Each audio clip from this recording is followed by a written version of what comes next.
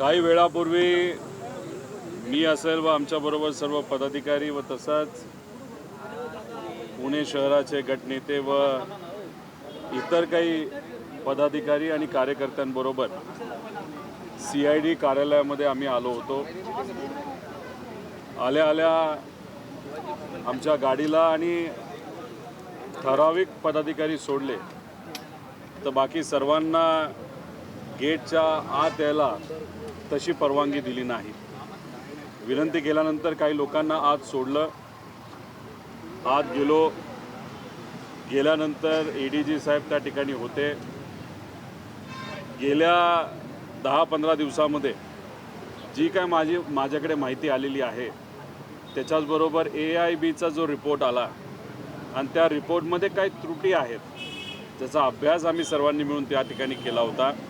हे सगळे रिपोर्ट घेऊन आणि ते स्टेटमेंटच्या 180 कलमच्या अंतर्गत एक स्टेटमेंट म्हणून ते सर्व माहिती ADG साहेबांना त्या ठिकाणी दिली। गेल्या वेळ जेव्हा आम्ही आलो होतो तेव्हा आम्हाला सांगण्यात आलं होतं की AIBचा रिपोर्ट एकदा येऊ द्या, रिपोर्ट आल्यानंतर आम्ही तुमचा FIR घेऊ।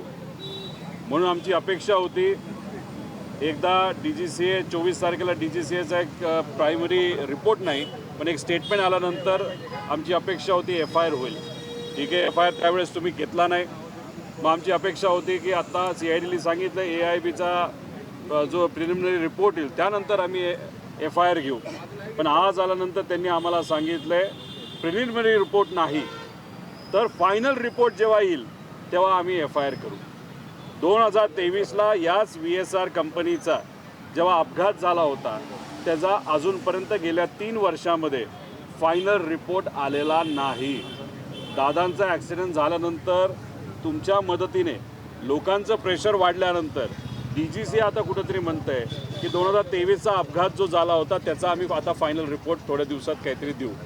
म्हणजे कुठं ना कुठंतरी FIR करण्याच्या बाबतीत टाळाटाळ तिथं होते। मग आम्ही घाटकोपरला 2019ला मुंबई या ठिकाणी एक विमान पडून 5 लोकांचा मृत्यू त्या विमानामध्ये झाला होता। इथे जे कोणी पायलट होते नाही तर त्याच्यामध्ये प्रवास करणारे लोक होते त्यांच्या परिवाराला पाठपुरावा केला आणि भाजपचे त्यावेळेचे नेते आणि आत्तासुद्धा ते नेतेच आहेत किरीट सोमय्या यांनी पोलीस स्टेशनला जाऊन BJPचं सरकार त्यावेळेस होतं हा FIR 2019ला विमानाच्या अपघाताबद्दलच हा त्या मुंबईच्या एका पोलीस स्टेशनमध्ये घाटकोपरमध्ये रजिस्टर केलेला आहे। म्हणजे हा FIR होऊ शकतो।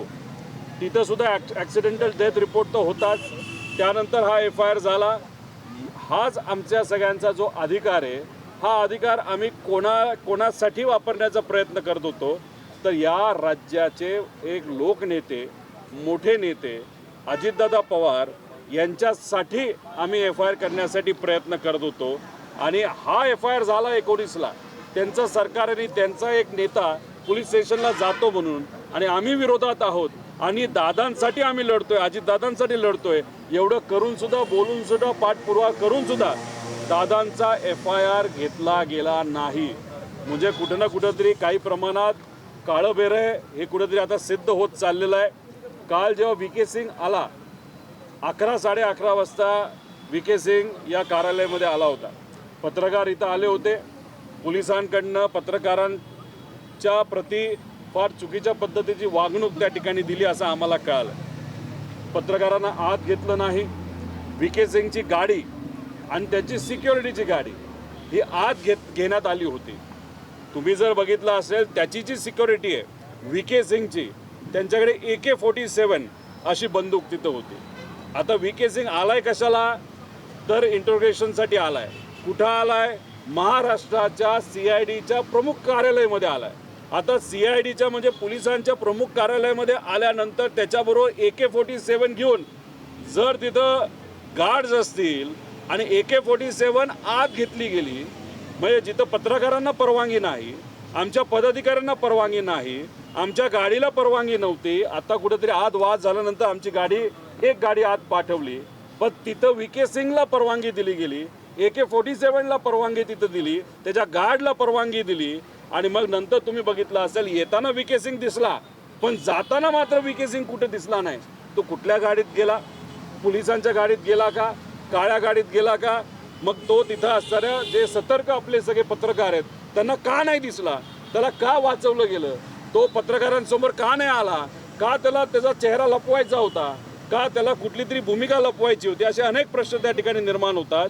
पण आज CIDकडे आल्यानंतर अधिकारी कितीही चांगले असले तरी कुठं ना कुठेतरी यांच्यावर दबाव आहे आणि हा दबाव असल्यामुळेच FIR दादांचा त्या ठिकाणी घेतला जात नाही. आणि जे काही इन्व्हेस्टिगेशन आहे, जो तपास आहे, तो हवेत गोळ्या झाडण्यासारखा हा तपास आहे असं आपल्याला म्हणावं लागेल. यांना खऱ्या अर्थाने तपास करायचाच नाही.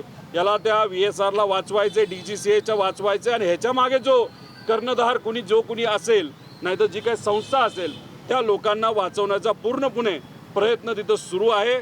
मला दुर्दैव याच गोष्टीचं वाटतं, जे लोक सत्तेत आहेत आणि दादांबरोबर अनेक वर्षांपासून त्यांनी काम केले नाही, तर दादांमुळे काही लोक निवडून आलेले आहेत, ते मात्र या बाबतीत भूमिका घेताना दिसत नाही. FIR करण्यासाठी प्रयत्न तिथं केला जात नाही. ही मात्र त्या ठिकाणी दुर्दैवी गोष्ट आहे. उद्या मी स्वतः दिल्लीला जाणार आहे. केजरीवाल साहेबांची उद्या आमची भेट होणार आहे.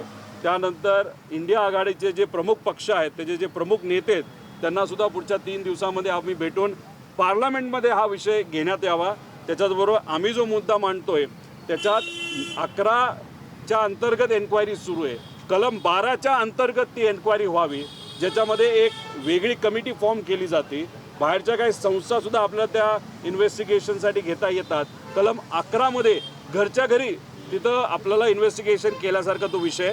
त्यामुळे जो एअर इंडियाचं विमान हे अहमदाबादमध्ये पडलं, तिथं असणाऱ्या लोकांची सुद्धा मागणी आहे की 12 कलमच्या अंतर्गत त्यांचं इन्व्हेस्टिगेशन व्हावं. आमची सुद्धा ती मागणी आहे. तर त्या सगळ्या मागण्या घेऊन आम्ही दिल्लीला जाऊन दादांसाठी तिथपर्यंत लढा त्या ठिकाणी घेऊन जाणार आहोत. तर इंडिया आघाडीलाच का, कारण आम्ही शेवटी विरोधात आहोत. त्यामुळे इंडिया आघाडीच्या काही नेत्यांना महाराष्ट्रात असणारे जे कोणी सत्तेत आहेत त्यांना सगळ्यांना भेटून झालं. मुख्यमंत्री साहेब झाले, उपमुख्यमंत्री दोन्ही झाले आणि बाकी इंडिया आघाडीचे उद्धव ठाकरे साहेब झाले. त्यानंतर मराठी नेता राज ठाकरे साहेब, त्यांच्याबरोबर बैठक झाली. तर दिल्लीत जाऊन काँग्रेस आणि व इतर पक्षांबरोबर आम्ही भेटू. पण हा लढा कायमच असा ठेवला जाईल. पण 100% मी आपल्याला सांगतो की काळंबेरं काय ना काहीतरी आहे. अजितदादांच्या घातपातच झाला असं कुठं ते आम्हाला सर्वांना वाटलंय. आणि योगायोग आणि दुर्दैवी योगायोग बघा, 2023ला जे विमान त्यावेळेचे मुख्यमंत्री एकनाथजी शिंदे साहेबांना डावोसला घेऊन जाणारं होतं, ते सुद्धा VSRचंच होतं. आणि त्यांनी बहारेनवरनं विमान उडवल्यानंतर, म्हणजे तिथून उडल्यानंतर पेट्रोल भरून ते जेव्हा डावोसला चाललं होतं, नाहीतर तिथं त्या दुसऱ्या देशामध्ये जात होतं, तेव्हा तिथं इराणमध्ये आणि इराकमध्ये परवानगी नसताना सुद्धा विमान हे मुद्दामून VSRला नेलं गेलं. त्यात जर अजून 5 मिनटं उशीर झाला असतं तर त्यांचं विमान हे इराणकडनं पाडण्यात आलं असतं 2023ला. मग एवढं काम चुकारपणा हा मुद्दामून केला गेला तर त्याच्या मागे सुद्धा काही ना काहीतरी कॉन्स्पिरसी आहे असा प्रश्न निर्माण होतो. त्यावेळेस एकनाथ शिंदे साहेबांच्या बाबतीत चूक झाली. तिथं कसं तरी त्यांचं नशीब, तिथं कुठं काय घटना घडली नाही. पण दादाच्या बाबतीत VSRच आणि दुर्दैवी ही घटना त्या ठिकाणी घडली. दोन्ही मराठी नेते, प्रमुख नेते, दोन्ही आज मुख्यमंत्री, मग कुठं ना कुठंतरी काय ना काहीतरी आहे का असा प्रश्न निर्माण झाल्याशिवाय होत नाही. म्हणून हे जो तपास आहे तो योग्य पद्धतीने व्हावा यासाठी आमचा सगळ्यांचा खटाटोप आहे. दादांचा पक्षही सत्तेत आहे, शिंदे सत्तेत आहे, त्यांनी सत्तेतनं बाहेर पडावं का? जर दादांना न्याय मिळत नसेल तर या दोन्ही पक्षांनी सत्तेतनं बाहेर पडावं, तो त्यांचा विषय आहे. तुम्ही आवाहन करणार का? लढण्यासाठी आपल्याला कुठं ना कुठं तरी एक जिद्द लागते. एखादा मुद्दा पुढे घेऊन जात असताना न्याय द्यायचा असेल तर काही प्रमाणात आपल्याला काही गोष्टी ह्या नुकसानसुद्धा त्या ठिकाणी देऊन जातात. त्यामुळे नुकसान सहन करण्याची क्षमता त्या लोकांची त्या ठिकाणी लागते. आणि कोणासाठी आणि कशासाठी लढतोय हे पण तितकंच महत्त्वाचं आहे. पण ठीक आहे, आम्ही विरोधात राहून रस्त्यावर लढतोय, ते सत्तेत आहेत, चांगली गोष्ट आहे. मग सत्तेतल्या यंत्रणा हलवण्यासाठी त्यांच्या ताकदीचा वापर करायला काय हरकत आहे, तो त्यांनी करावा. साधा FIR आम्ही मागतोय, कारण FIR झाल्याशिवाय इन्व्हेस्टिगेशन त्या दिशेने जाऊ शकणार नाही. पण तेवढं मात्र त्यांच्याकडनं होत नाही, याचं दुर्दैवी त्या ठिकाणी वाटतं. अधिकाऱ्यांची भेट घेतली, आज तुम्ही त्यांना काय सांगितलं, काही नवीन पुरावे दिलेत का? आणि CIDच्या अधिकाऱ्यांना तुम्हाला काय उत्तर देण्यात आलं? हे बघा, गेल्या वेळेस आम्ही जेव्हा आलो होतो तेव्हा DGCA चा जो काही वेबसाईटवर एक रिपोर्ट आला होता, एक स्टेटमेंट आलं होतं 24ला. आम्ही इथं जेव्हा आलो 25ला आलो असेल का 26ला आलो असेल, त्यावेळेस तिथं चर्चा करत असताना आम्ही त्यांना विचारले की ते स्टेटमेंट तुम्ही बघितलं का DGCAचं. त्यांनी सांगितलं नाही, ते स्टेटमेंट आमच्यापर्यंत आलेलं नाही. मग 3-4 दिवस होऊन सुद्धा ते स्टेटमेंट त्यांच्याकडे आलं नाही. ते म्हणाले आम्ही CID आहोत, आमच्याकडे विशिष्ट पद्धतीने ते स्टेटमेंट यावं लागतं. मग आता हा रिपोर्टसुद्धा वेबसाईटवर टाकला आहे, हा रिपोर्ट तुमच्यापर्यंत आमच्यापर्यंत पोहोचलेला आहे. मग आम्ही त्यांना विचारलं तर गेल्या वेळेसचं स्टेटमेंट हे ज्या पद्धतीने त्या DGCAला दिलं, AIBला दिलं, तसंच हे सुद्धा स्टेटमेंट त्याच पद्धतीने दिलं. तुम्हाला वेगळी काय ईमेल आलं आहे का की बघा CID हा प्रस्ताव तुम्हाला पाठवला आहे, हा प्रिलिमिनरी रिपोर्ट आहे. त्यांनी सांगितलं तसं काय नाही आम्हाला मिळालं, पण आम्ही मागून घेतोय. पण आम्हाला जे वेबसाईटवर आले त्याच्यावर आम्ही अभ्यास करून त्या पद्धतीने आम्ही काही प्रश्न विचारलेले आहेत. म्हणजे सुरुवातीचं जे 2024 फेब्रुवारीचं स्टेटमेंट होतं त्या बाबतीत तुम्ही दुर्लक्ष काय गोष्टी करताय आणि या बाबतीत तुम्ही म्हणता नाही आम्ही तो रिपोर्ट बघितलाय. मग कुठं ना कुठं तरी पद्धत जी असावी त्या पद्धतीमध्ये सुद्धा घोळ आहे CIDच्या बाबतीत असं जाणवतं. दादा, महत्त्वाचा प्रश्न याच्यात असा आहे की तुम्ही अनेक प्रश्न उपस्थित केले होते. CID याचं चौकशी करते. ज्यावेळेस काल सगळी चौकशी झाली, तुम्ही जे प्रश्न उपस्थित केले होते त्याची उत्तरं CIDने घेतलीत का, किंवा त्या संबंधितचे जे कागदपत्र आहेत ती तपासलेली आहेत आणि तुम्ही जे प्रश्न उपस्थित करताय त्याच्या अनुषंगाने CID तपास करते का? एक प्रोसेस असते आपल्याला लॉमध्ये, एक पद्धत असते की आपण CIDकडे काय पद्धतीने स्टेटमेंट द्यायचं असतं. तर कलम 180च्या अंतर्गत आपल्याला ते स्टेटमेंट त्या ठिकाणी द्यावं लागतं. गेल्या वेळेस मी ज्या आलो होतो, जो काय आत्तापर्यंतचा अभ्यास आहे FIR का व्हावं याबद्दलचं स्टेटमेंट 180च्या कलमच्या अंतर्गत त्यावेळेस दिलं होतं. आणि आत्तासुद्धा आज जे स्टेटमेंट दिलेलं आहे गेल्या 10 दिवसाचं ते सुद्धा कलम 180च्या अंतर्गतच दिलं आहे. त्यामुळे कलम 180च्या अंतर्गत जेव्हा आपण एखादं स्टेटमेंट देतो तेव्हा CIDला तपास करत असताना त्या स्टेटमेंटची दखल घ्यावीच लागते.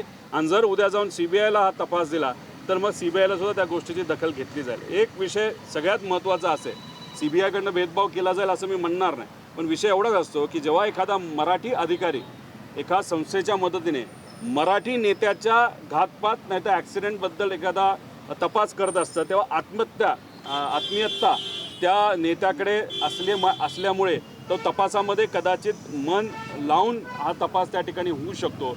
जर उद्या जाऊन CBIकडे गेला तो जावं, चांगली गोष्ट आहे, पण तिथंसुद्धा मराठी अधिकाऱ्यांना जर हा तपास त्या ठिकाणी दिला तर मग कुठंतरी लक्ष देऊन हा तपास योग्य दिशेने जाऊ शकतो.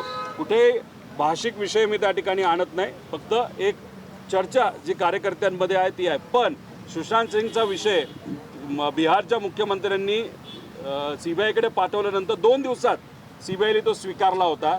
अजितदादांच्या बाबतीत 22 दिवस झालं CBIकडे प्रस्ताव पाठवून, पण अजूनपर्यंत CBIने हा प्रस्ताव स्वीकारलेला नाही.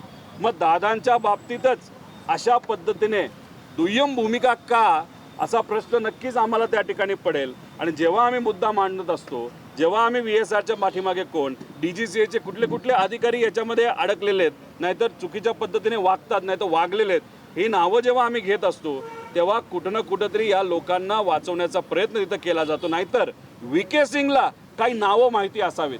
जर VK सिंगवर कुठल्या तरी कलमच्या अंतर्गत कारवाई झाली तर VK सिंग त्या लोकांची नावं सांगेल, ही भीती कदाचित काही लोकांना नाहीतर काही संस्थांना, जे लोक या कॉन्स्पिरसीच्या पाठीमागे त्यांना ती वाटत असावी म्हणून VK सिंग बोलू नये म्हणून कुठंतरी त्याची पाठराखण ही एका पॉवरफुल व्यक्ती नाहीतर एका संस्थेच्या माध्यमातून होते असं कुठंतरी आता सिद्ध होत चाललेलं आहे. आता VK सिंगचं विमान वापरूनच जर हा घातपात त्या ठिकाणी झाला असेल तर मग VK सिंगला नक्कीच माहिती असेल की जर हा घातपात आहे तर मग त्याला कुणी सांगितलं, त्याच्या मागे कोणाचं प्लॅनिंग होतं, हा VK सिंग सांगू शकतो. आणि मग VK सिंगला जर अडचणीत आलं आणि त्यांनी उद्या सांगितलं सगळंच पर्दाफाश होईल म्हणून VK सिंगला वाचवलं जातंय, म्हणून VK सिंगवर कारवाई होत नाही, FIR होत नाही, जेलमध्ये घेतला जात नाही, असं आमचं ठाम मत आहे. रोहित दादा, तुम्ही म्हटलं की अजितदादांसोबत ज्यांनी वर्षानुवर्षी काम केलं ते लोक देखील भूमिका घेत नाहीये. सुनेत्रा वहिनींवरती दबाव आहे का, त्याबद्दल काहीच बोलत नाही? काल परवा आम्हाला असं कळालं की पंतप्रधान साहेबांना त्या व पार जाऊन तिथं भेटणार आहेत, पण मला असं वाटतं की खूप वेळ घालून चालणार नाही. लवकर जाऊन बैठक करणं फार महत्त्वाचं आहे, कारण की एवढे महत्त्वाचे आणि मोठे लोक आणि पॉवरफुल लोक जर या कंपनीला वाचवण्याचा प्रयत्न करत असतील तर मग पॉवरफुल लोकांच्या मदतीनेच हा विषय तिकडे मार्गी लागू शकतो.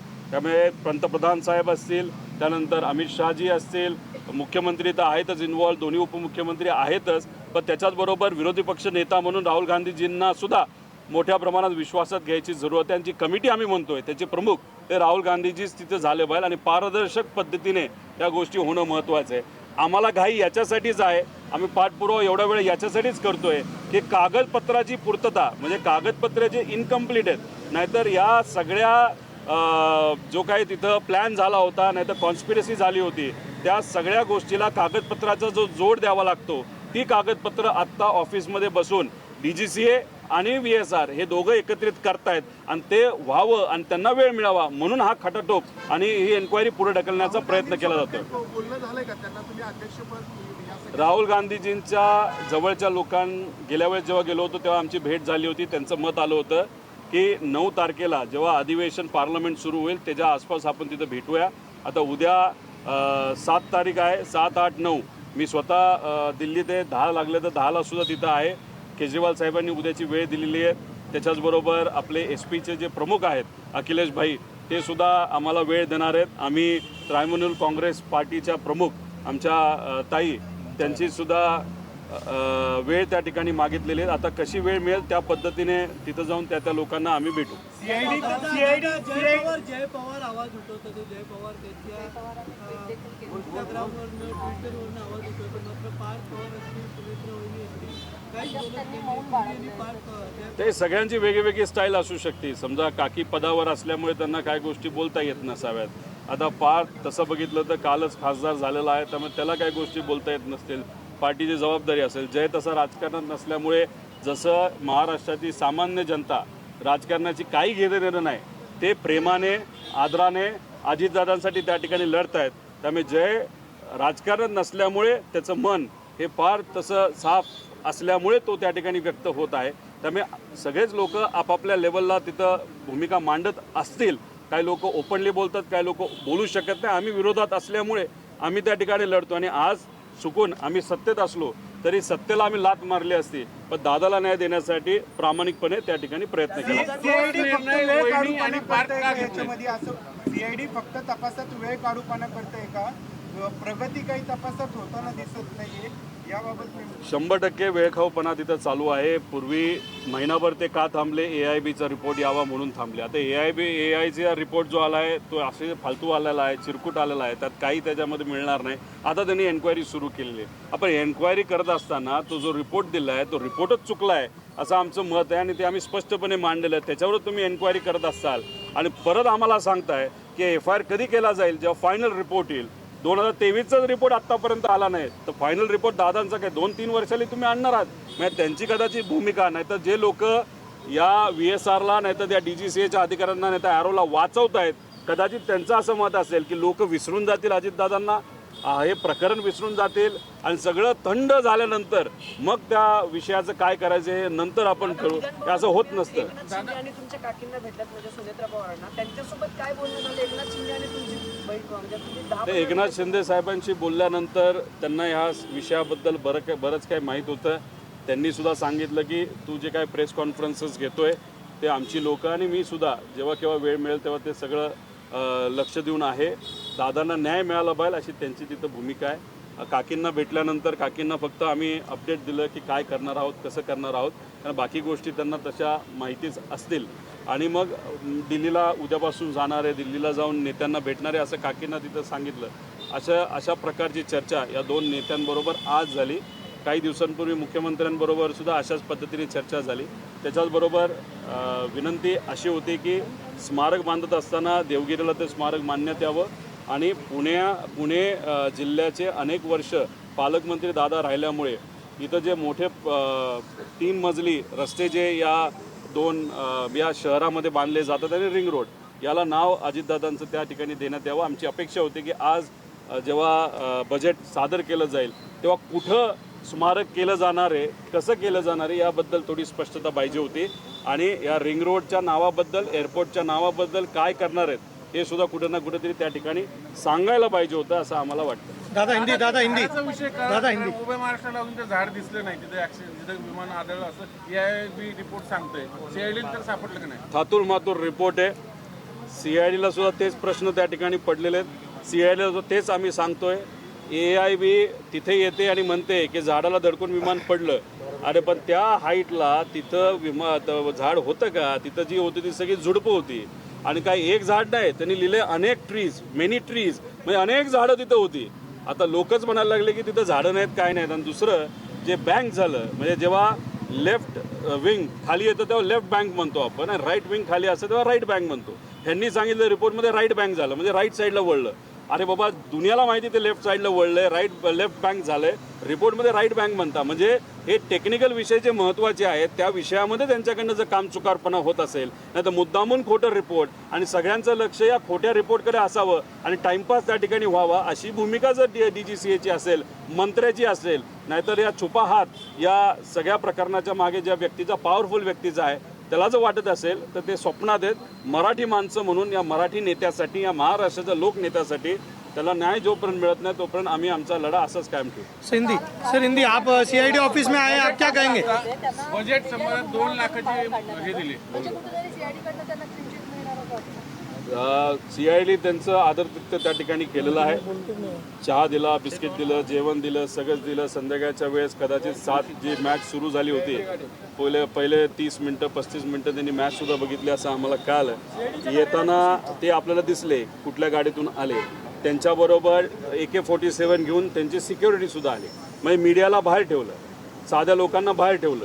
पण या VK सिंग बरोबर स्टेन गन येऊन, ते पण CIDच्या मुख्यालयामध्ये रिपोर्ट व्हायला पाहिजे होते की त्याच्याकडे बाबा AK-47 दिसते, ती कुठली, कशी, काय, त्याचं लायसन्स आहे नाही आहे, असं पद्धती काही न घेता बाकीचे बाहेर, आणि हे सगळे VIP आत. आणि बाहेर काढत असताना मीडियाला फसवण्यासाठी त्याली पोलिसांच्या गाडीमध्ये तो कदाचित बाहेर गेला अशी चर्चा आहे. म्हणजे पोलीस म्हणजे CID हे VK सिंगला काय पद्धतीने वाचवते, VIP ट्रीटमेंट देते, किती काळजी घेते, हे जर आपण बघितलं. म्हणजे आम्ही जेव्हा FIR करायला गेलो, पार तिथे असणारे जे DCP आहेत ते आम्हाला हाकलायला निघाले होते. आणि इथं VK सिंग जो महाराष्ट्रातला प्रत्येक व्यक्तीला माहिती आहे की तोच चोर आहे, त्यानेच त्या ठिकाणी मर्डर केलेला आहे, त्याला मात्र इथं पोलीस फार छान चौकीली त्या ठिकाणी जर सांभाळत असेल, नाही तर त्याची वागणूक देत असेल, याच्यावरनं समजा की कुठं ना कुठंतरी या कंपनीच्या पाठीमागे खूप मोठी ताकद आहे. म्हणून दादांच्या घातपाताबद्दल काय झालं, अशाच पद्धतीने हा तपास चालू राहिला तर हे आपल्याला कधीच कळणार नाही. CIDच्या चौकशीच्या नावाखाली क्रिकेटची मॅच दाखवली गेली असं तुमचा थेट आरोप आहे. संध्याकाळच्या वेळेस आम्हाला कळालं की तुम्ही सगळे बाहेर होता, तुम्ही 8 तास बाहेर थांबला होता, फक्त का? दादांच्या प्रेमापोटी, आणि एक तुम्ही चांगले पत्रकार म्हणून खऱ्या गोष्टी लोकांसमोर आल्या पाहिजे म्हणून. आता तुम्हाला उन्हात ठेवलं, हे मासे आत बसले, एसीत बसले, आणि आम्हाला असं कळतंय, जे काय कळलंय की मॅच जेव्हा सुरू झाली तेव्हा थोडी मॅच ही VK सिंगली TV वर सुद्धा बघितली. म्हणजे आता बघा, बाहेर येताना माणूस दिसत नाही, म्हणजे पोलिसांनी किती चतुरीने त्याला बाहेर काढलं. आता पोलिसांची ती काय जबाबदारी होती का? आम्हाला तुम्ही गेटवर थांबवताय, मात्र VK सिंगला तुम्ही चुपचाप लपून काढताय. म्हणजे किती VIP ट्रीटमेंट, किती काळजी VK सिंगची घेतली. फार त्याच्या AK-47 धारक, त्याच्या सिक्युरिटीची सुद्धा काळजी या पोलिसांनी घेतलेली हे खरंच दुर्दैवी आहे. सर हिंदी.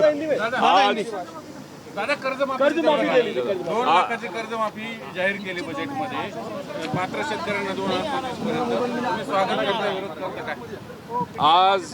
आज CID के ऑफिस में हम सब गए थे.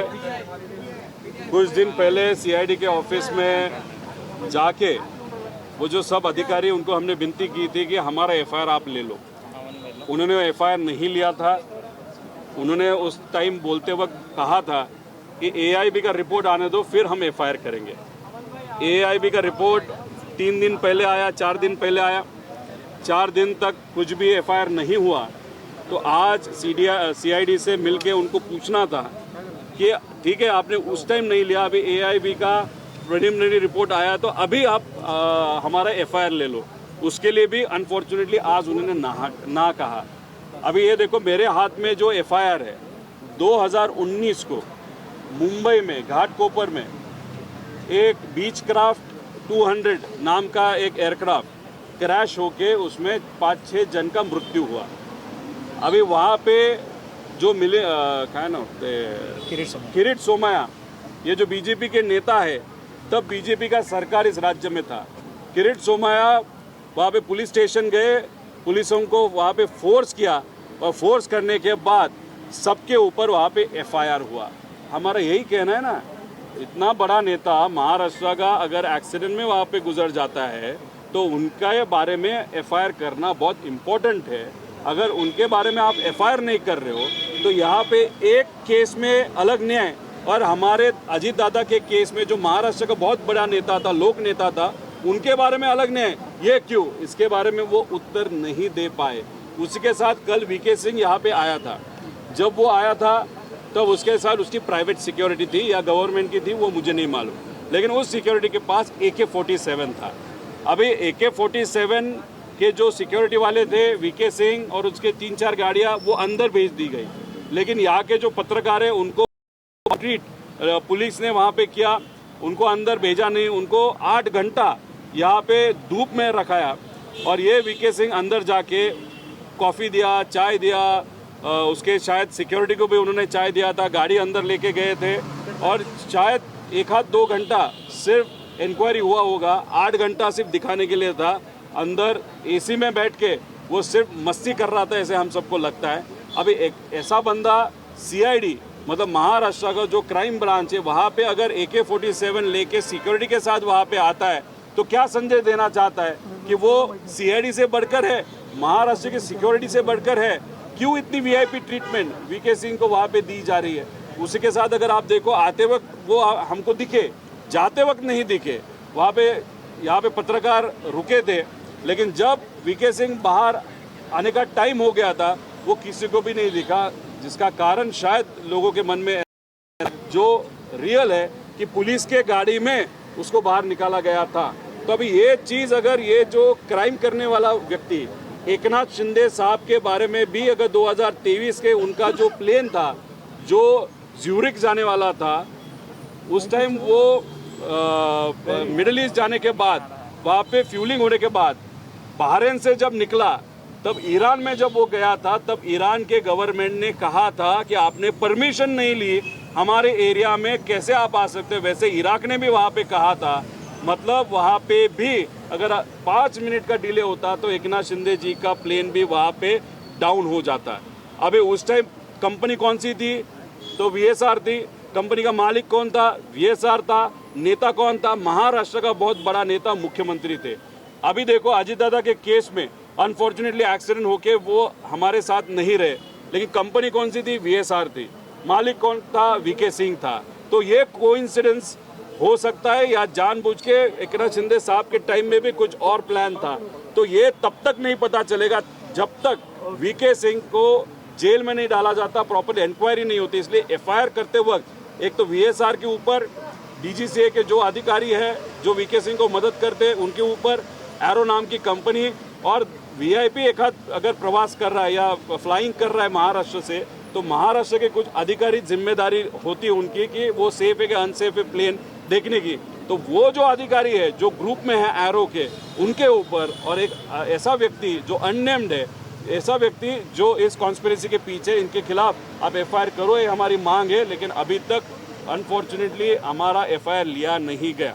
ये इस पूरे मामले की जांच CBI करेगी, ऐसी भी बात मुख्यमंत्री खुद कह चुके हैं, लेकिन अभी तक कुछ प्रोग्रेस होता दिख नहीं रहा। देखो, सुशांत सिंह के बारे में बिहार के गवर्नमेंट ने जब केंद्र सरकार को लिखा था कि CBI की इंक्वायरी सुशांत सिंह के मर्डर के बारे में या सुसाइड के बारे में वहाँ पे होनी चाहिए, तो 2 दिन में ही CBI ने वो विषय एक्सेप्ट किया था, वो केस एक्सेप्ट किया था, फिर उन्होंने इंक्वायरी शुरू की थी। अभी दादा का CBI इंक्वायरी हो, ऐसे दादा के पक्ष के नेता ने ही CM साहब को मिलके वहाँ पे विनती किया था। दूसरे दिन वो जो रिपोर्ट है जो महाराष्ट्र से जाता है वो वहाँ पे दिल्ली गया, लेकिन वो जाके अभी 22 दिन हुआ। सुशांत सिंह के केस में 2 दिन में वहाँ पे एक्सेप्ट होता है रिपोर्ट, और दादा के केस में 22 दिन होके भी अगर एक्सेप्ट नहीं हो रहा तो डेफिनेटली कुछ ना कुछ तो काला है इसमें, ऐसे हम सबको लगता है। इस तरीके का भेदभाव जानबूझ के किया जा रहा है ताकि अगर इस वीके सिंह को ताबा में लिया जाता है, जेल में डाला जाता है, FIR होता है, तो आगे जाके वीके सिंह, जो लोग इस कॉन्स्पिरेसी के पीछे है, उनका नाम शायद बता देगा। इसलिए ये ट्रीटमेंट, वीआईपी ट्रीटमेंट वीके सिंह को दी जा रही है। मतलब किसी ना किसी को तो, या किसी इंस्टीट्यूट को वहाँ पे बचाया जा रहा है, और इसके कारण अजित दादा को वहाँ पे न्याय नहीं मिल रहा है, ऐसे हम सबका कहना है। क्रिकेट मैच भी दिखवाया गया वीके सिंह को, क्रिकेट मैच भी दिखाया गया सब। तो अभी देखो ना, अंदर जाके इतनी वीआईपी ट्रीटमेंट कि उनके साथ एक प्राइवेट सिक्योरिटी सीआईडी कार्यालय जाते वक्त एक AK-47 डायरेक्ट ओपनली वहाँ पे लेके जाता है और उनको स्वीकारा जाता है, लेकिन मीडिया को बाहर रखा जाता है, लोगों को बाहर रखा जाता है। तो वहाँ से उनकी वीआईपी ट्रीटमेंट चालू हो गई। अंदर जाके खाना पीना ठीक है, वो किया, ऐसे हम समझते हैं। लेकिन हमको ये भी पता चला है कि शाम को आधा घंटा वो मैच भी देख के गया। मतलब कहाँ ना कहाँ तो भी एक वीआईपी ट्रीटमेंट ये वीके सिंह को दी जा रही है। अभी आते वक्त वीके सिंह कौन से गाड़ी में आया दुनिया को मालूम है, मीडिया को मालूम है, लेकिन जाते वक्त वीके सिंह कौन सी गाड़ी में गया किसी को भी नहीं मालूम, क्योंकि शायद वीके सिंह को बाहर मीडिया से बचाने के लिए, लोगों से बचाने के लिए, बचाना मतलब सिर्फ मीडिया को क्या चाहिए था, एक स्टेटमेंट चाहिए था कि उसका क्या कहना है, लेकिन वो स्टेटमेंट देने का धाड़स या हिम्मत उस वीके सिंह में न होने के कारण पुलिस के गाड़ी में वीके सिंह को वीआईपी ट्रीटमेंट देते हुए बाहर निकाला, ऐसे हम सबका कहना है। आप कह रहे थे कि आप कल दिल्ली जाएंगे और सांसदों से मिलेंगे। कल केजरीवाल साहब को हम मिल रहे हैं, उसके बाद हमने leader of opposition Rahul Gandhi ji, उनका भी टाइम वहाँ पे मांगा है। जो भी इंडिया गठबंधन की पार्टियां हैं, उनके जो प्रमुख हैं, उनको हमने विनती किया कि ये विषय मुझे आप सबसे बात करनी है, आपको समझाना है, ताकि पार्लियामेंट में भी ये विषय लिया जा सकता है। ये विषय इसलिए इम्पोर्टेंट है क्योंकि एक बड़ा नेता इस एक्सीडेंट में हमारे साथ नहीं रहा। अभी ये एक्सीडेंट है या कॉन्स्पिरेसी है, वो लोगों को जानना है।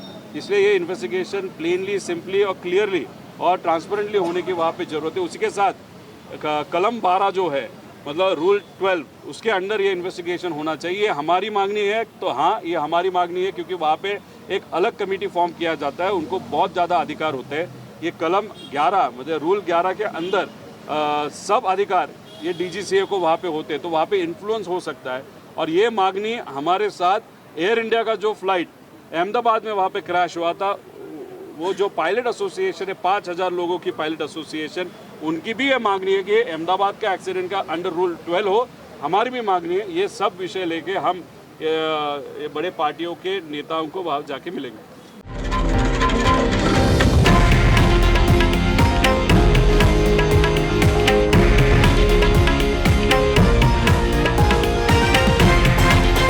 हे आहे देशातील नंबर 1 न्यूज नेटवर्क आणि आपण पाहत आहात TV9 मराठी, एकमेव.